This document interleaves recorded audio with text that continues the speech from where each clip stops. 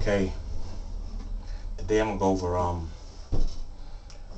two bass lines with chord progressions.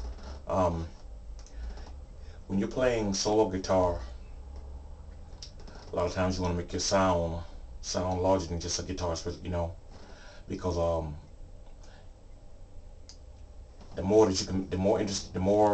things you got going on, the more interesting it is with your sound and stuff. So one of the things I do a lot of times is incorporate a bass line along with my chord progressions, and sometimes even throw in a little lead. Now, we're not gonna cover really any lead. Maybe we will throw in some licks on one of these progressions that I'm gonna teach. But basically, these are the two progressions. Well, let's just take them one at a time. This is the first progression.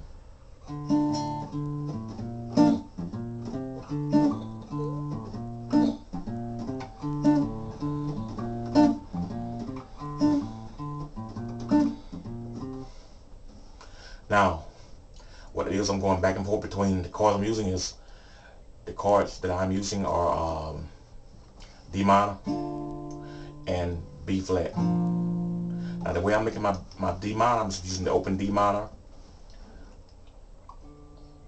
I'm just using the open D minor, your first position D minor. I'm just strumming it with the last four strings, the bottom four strings. Now on my B flat, what I'm doing is I'm making the bar chord B flat, and I'm only strumming the middle four strings. Now what I'm doing each time is I'm hitting the bass note first, then the chord,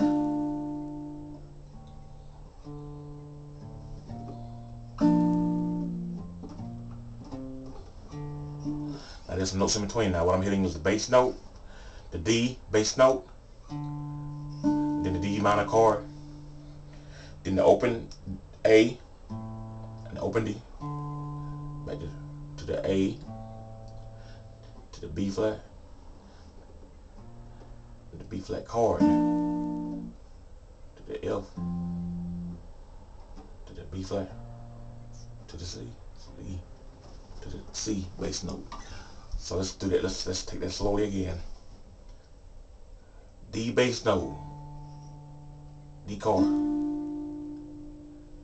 open A bass note, open D, open A, back to the A, then the B flat bass note, B flat chord,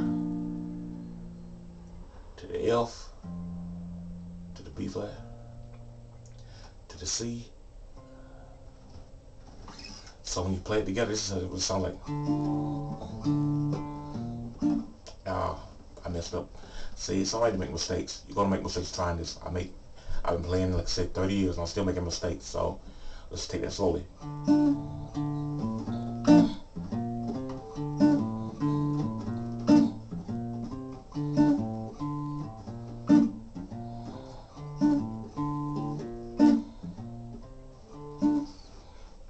One thing about playing with these open chords, that D minor being open, a lot of times those chords, playing with those first position chords, lend themselves to you can add little licks in, like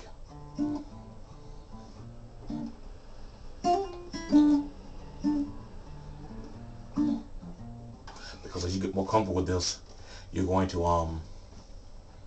drop the bass line sometimes, and as long as you keep the rhythm going, pretty much,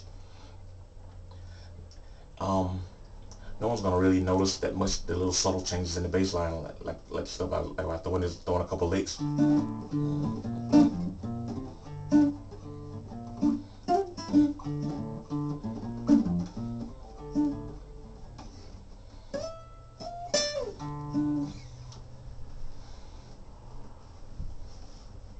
So that's one progression. Now another progression that we're gonna do involves the chords.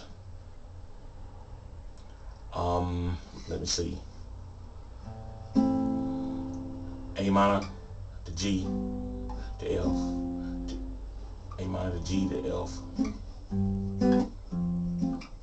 Now we're gonna throw in Now, what you might want to try to do with this thing, instead of like practicing the bass line, is get comfortable with the chord changes.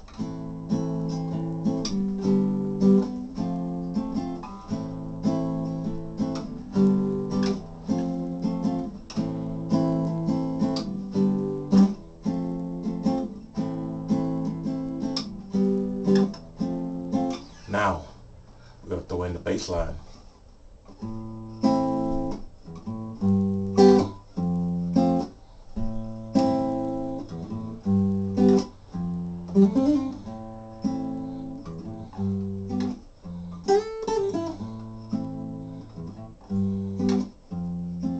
Now, this progression in particular,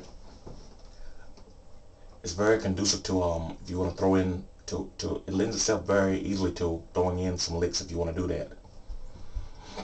So let's get the bass line and the chords down first. So you hit the A bass note, the A chord, then the E, and the A, and then the G bass note, and the G chord, the F bass note, and the F chord. Back to G, to the A,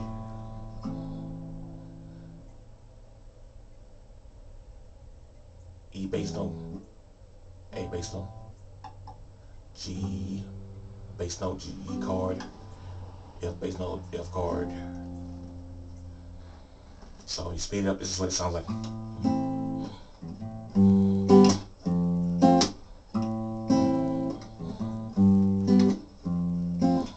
Now another thing you notice that I'm doing, I'm going to start playing it percussively.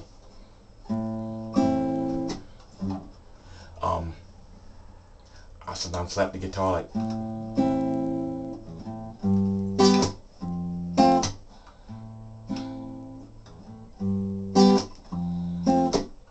slapping it with the palm of my hand. That also gives the guitar, that also adds a little something extra. So there's a lot of things you can do. Now, like I said, with this progression, you can this progression lends itself easily to playing licks along with the bass note, like.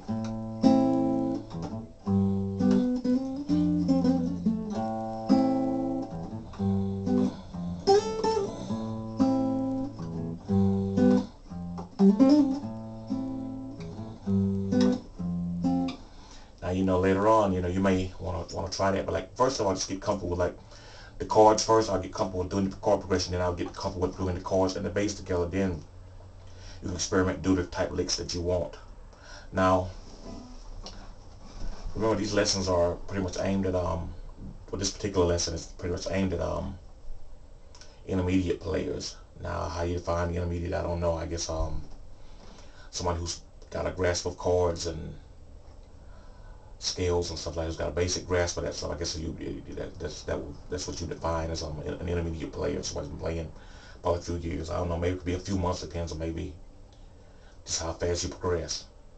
But anyway, I hope this will help you out. Like that's the purpose of this segment I do called the Musician's Corner. So this being my last Musician's Corner of the year of 2009, and this probably won't air until, I probably won't post this until 2010, next year. So I want to wish everyone a Merry Christmas, a Happy New Year, and hope that the New Year will bring you your heart's desires. Thank you.